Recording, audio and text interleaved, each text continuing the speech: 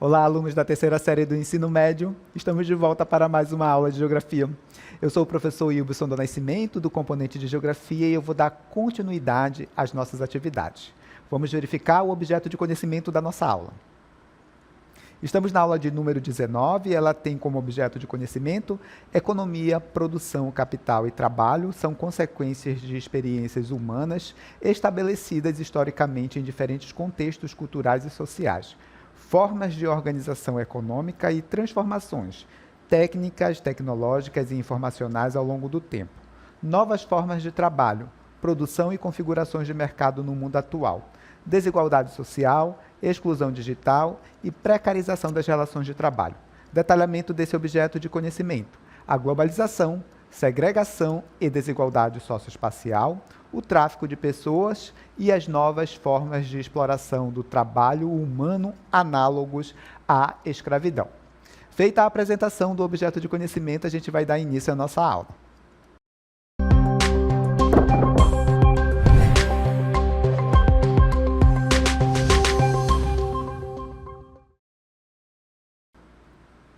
Bem, nesta aula nós vamos falar basicamente de desigualdade social e econômica ou desigualdade socioeconômica. A gente vai entender o que são essas desigualdades socioeconômicas, tá? Nós vamos falar também sobre a origem dessa desigualdade socioeconômica, vamos tratar também de analisar as causas dessas desigualdades, bem como as consequências. E, por fim, a gente vai trazer para a análise dois indicadores socioeconômicos, o IDH e o índice de Gini, que são capazes de medir essas desigualdades socioeconômicas dentro de uma sociedade. Mas eu já adianto para vocês que essas desigualdades, elas são materializadas nas paisagens dos espaços geográficos, como, por exemplo, através dessa imagem que a gente tem aqui atrás de mim. Mostra uma cidade, não é isso? E a gente vê dois espaços distintos dessa cidade. A gente vê lá no horizonte as edificações, onde muito provavelmente as pessoas que vivem ali têm mais poder aquisitivo, têm mais acesso a saneamento, à segurança, aos serviços, aos equipamentos urbanos de uma forma geral, por assim dizer. As pessoas que vivem nessa parte aqui mais abaixo, né, vocês já percebem que as casas são diferentes, que a ocupação é diferente. Vivem aí pessoas sem tanto poder aquisitivo e muito provavelmente desassistidas de serviços básicos, como acesso a saneamento, a segurança, a iluminação pública, a pavimentação asfáltica, dentre outros, certo? Então, essas desigualdades, elas se materializam no espaço das nossas cidades, por exemplo. Mas a gente vai por etapas, tá? E, primeiramente, eu quero tratar com vocês aqui da definição do que seria a desigualdade socioeconômica. Acompanhem comigo. Bem, a gente considera a desigualdade socioeconômica como sendo a diferença econômica, tá? Financeira, a distribuição de renda ali, que existe entre determinados grupos de pessoas dentro de uma mesma sociedade. Então, quando a gente tratar de desigualdade socioeconômica, a gente vai falar da diferença econômica entre as pessoas mais ricas e as pessoas mais pobres dentro de uma sociedade. Eu tenho uma imagem aqui que mostra um pouco essa diferença, né? Aqui a gente tem as pessoas mais pobres dentro de uma sociedade hipotética, né? E aqui, nessa redoma de vidro no topo, as pessoas mais ricas, tá? Bem, essa desigualdade socioeconômica, ela se torna um problema para uma região, para um país, quando a distância entre as pessoas que são mais ricas e as pessoas que são mais pobres é muito grande, tá? Isso dá origem a forte disparidade, certo? Essa imagem também traz muito disso, né? Muito provavelmente dentro dessa imagem aqui a gente pode deduzir que aqui vivem as pessoas muito ricas, olha como as casas são diferentes, a infraestrutura é diferente. E aqui embaixo, pessoas muito pobres. Então, a gente consegue ver essa disparidade através dessa imagem que nós temos aqui. Certo? Bem, outro ponto que eu gostaria de destacar com vocês são os tipos de desigualdade social. E aí eu gostaria de adiantar para vocês a seguinte questão.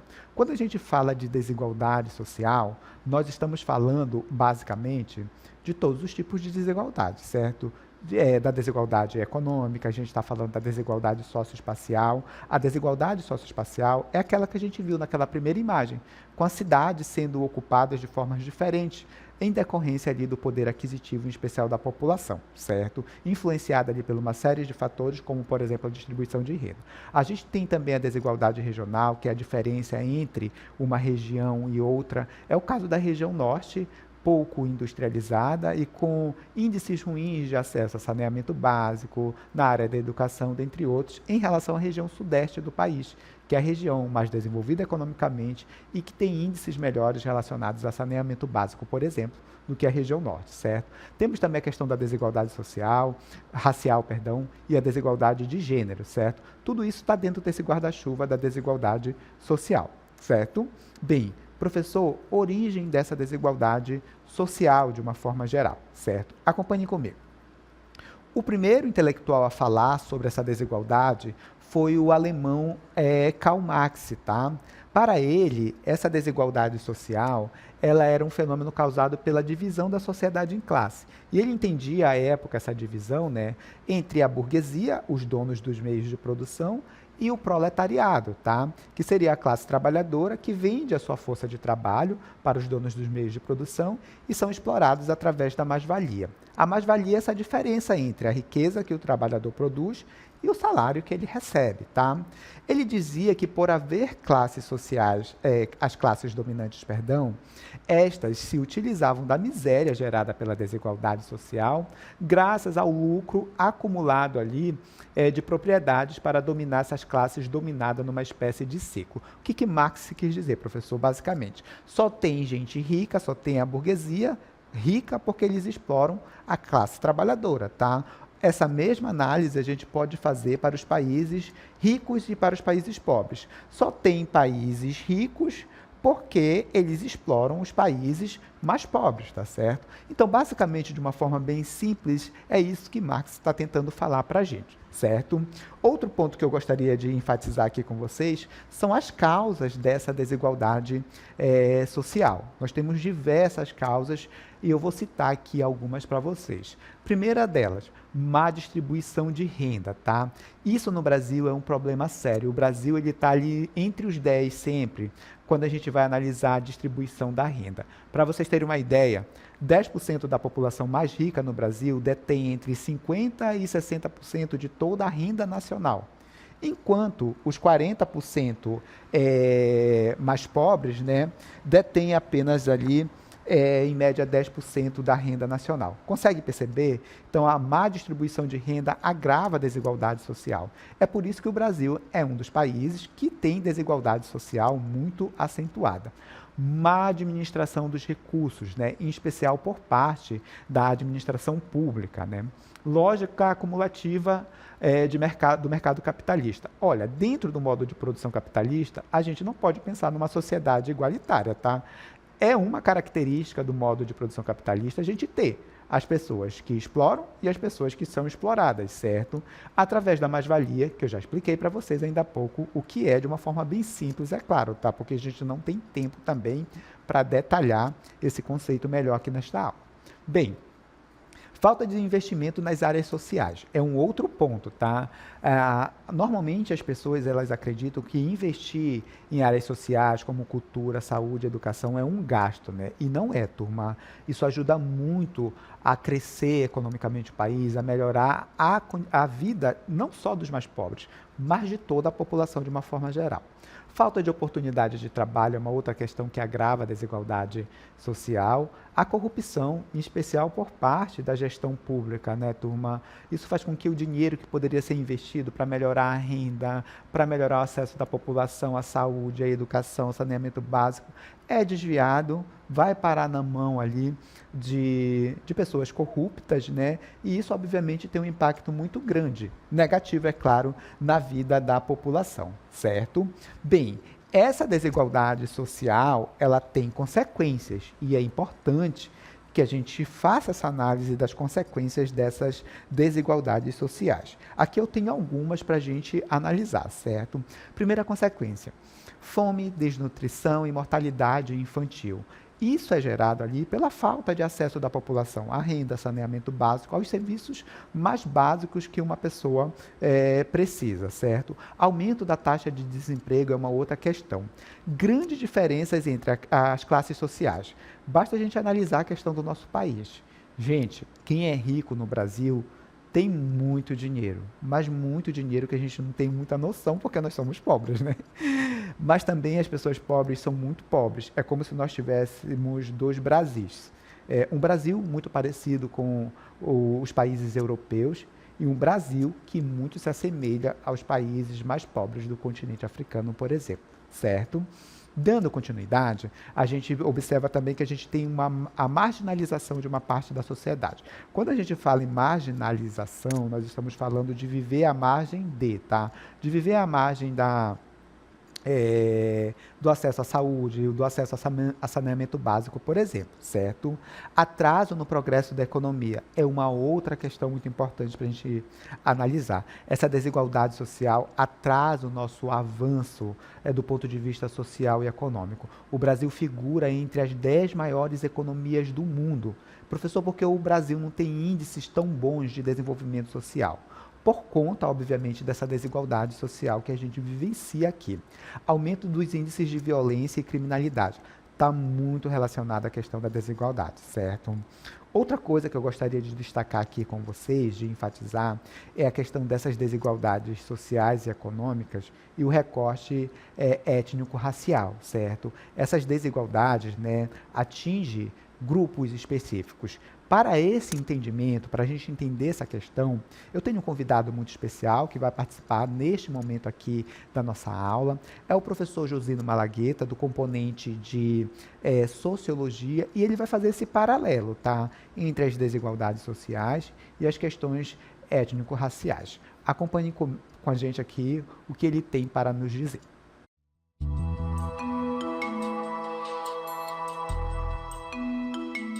É claro que a questão da desigualdade ela está interligada, entrelaçada com a questão racial. A gente pode ver isso se nós olharmos, por exemplo, as condições de vida das populações pretas, pardas e indígenas. Essas populações são aquelas que têm menor espaço no que concerne, por exemplo, a qualificação educacional, né? A presença, por exemplo, a atuação na política, a percentagem é muito pequena, né, dessas populações na sua representatividade. A gente sabe que eles são a maioria da população, porém a representatividade é muito baixa, né? E essas populações, elas estão de forma majoritariamente morando nas localizações, nas cidades, nas zonas periféricas, né, nas periferias, nas favelas. E esses locais, eles não são atendidos com políticas públicas do Estado, no que se refere à educação, à saúde, né, à moradia, a saneamento básico, né, e à questão de emprego. Então, essas populações estão realmente aí à margem, né, de todas essas questões que são importantes no processo de integração na sociedade. Então, é claro que a questão racial, ela interfere, está interligada com a questão aí das desigualdades, né? É como se fosse um ciclo vicioso.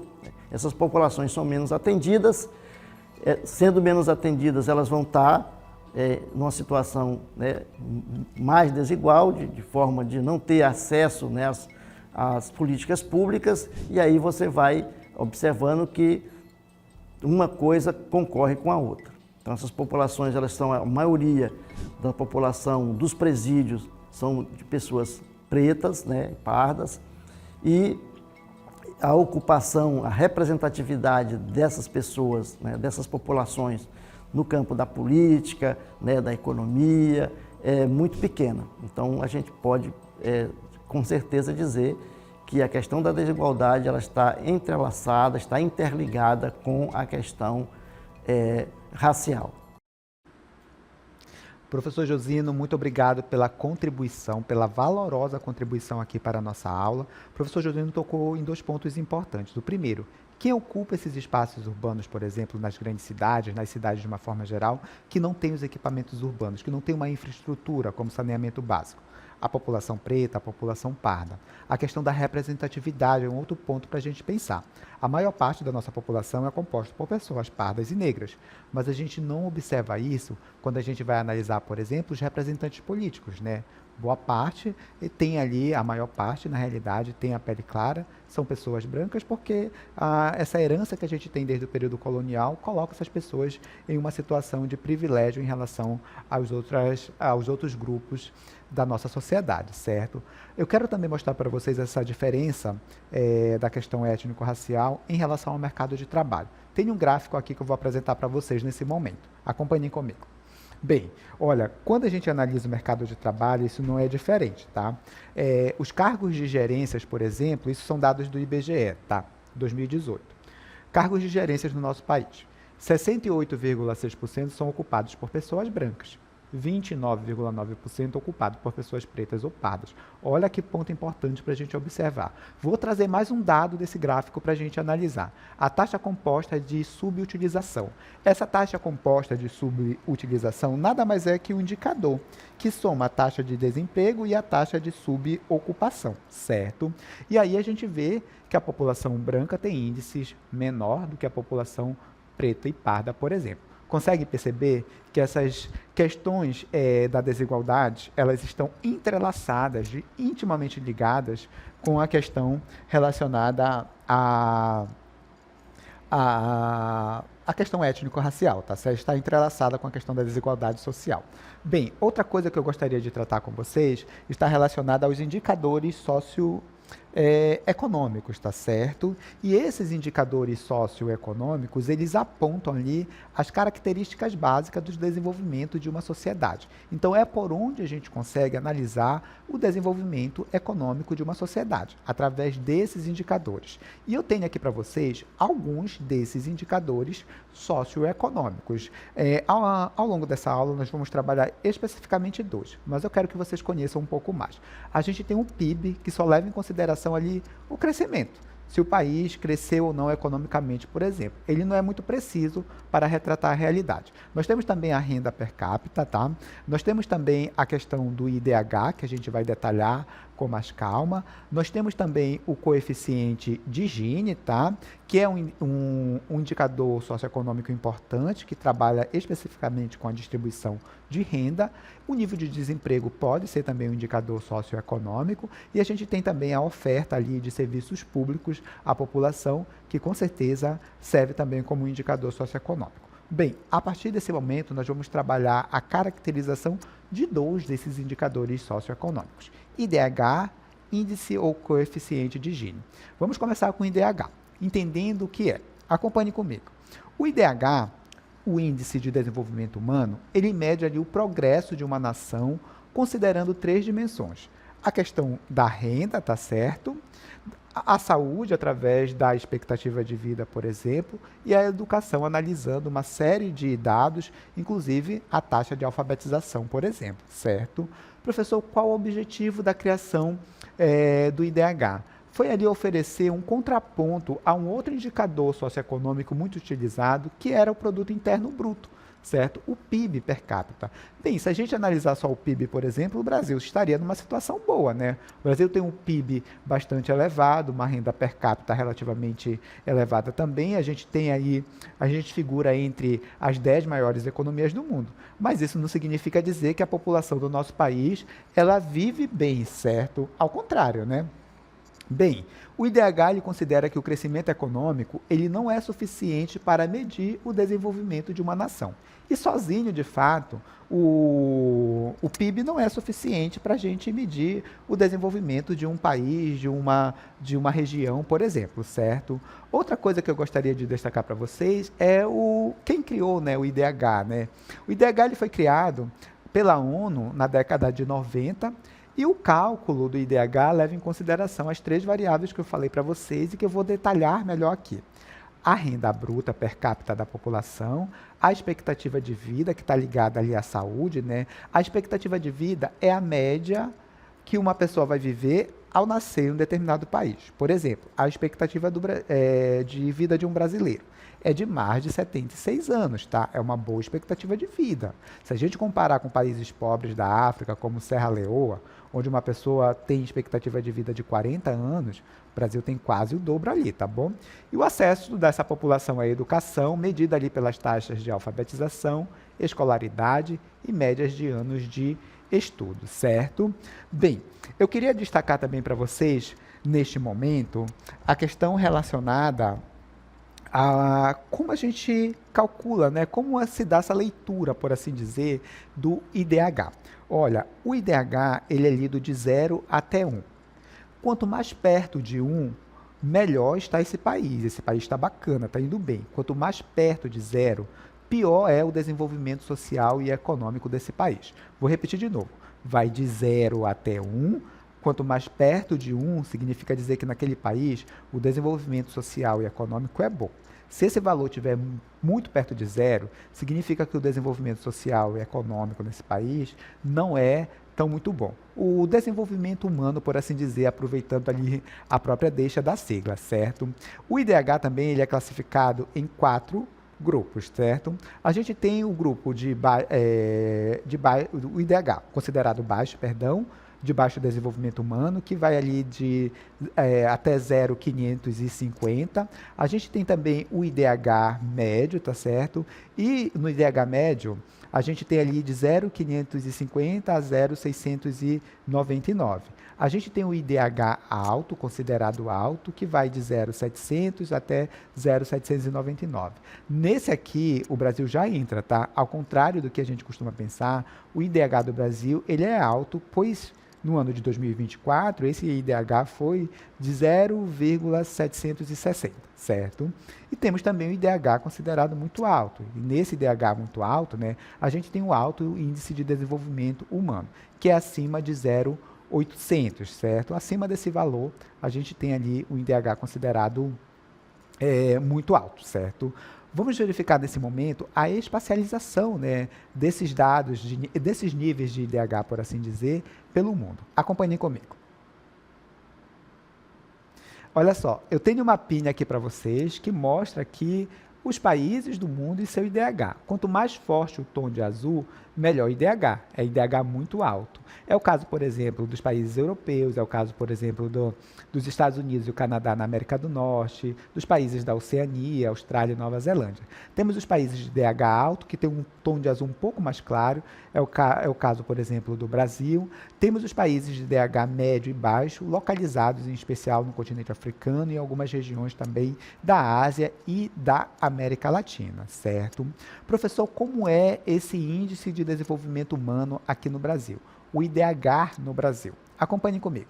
Olha, o IDH no Brasil é considerado alto, tá? É 0,760, conforme eu já falei para vocês, mas é importante que vocês analisem que esse IDH, esse valor de 0,760, ele não é um valor homogêneo para todo o território, igual para todo o território. Algumas regiões, do Brasil têm IDH mais elevado. E a gente consegue observar que a gente tem 2 Brasis quando a gente analisa o IDH. O Brasil da região norte e da região nordeste, que tem o IDH ali considerado alto, né? E a gente tem aqui o Brasil da região centro-sul, que envolve o centro-oeste, o sul e o sudeste, que é uma região de IDH considerado muito alto, porque está acima de 0,800, tá bom? Então, olha só, temos uma disparidade muito grande quando a gente analisa o IDH no Brasil. Nós temos na cidade de no estado de São Paulo, São Caetano, que tem o maior IDH do Brasil, 0,869, parecido com o dos países europeus. No mesmo Brasil, a gente tem o IDH de Melgaço, que é de 0,418, o pior IDH do Brasil, muito pior do que alguns países do continente africano considerados muito pobres, tá? Deu para vocês compreenderem essa diferença? Tem aqui um mapa mental, tá bom? Por assim dizer, onde a gente vai destacar aqui os principais tópicos do IDH. Acompanhe comigo. Definição, né? Uma forma de medir ali o desenvolvimento social e econômico.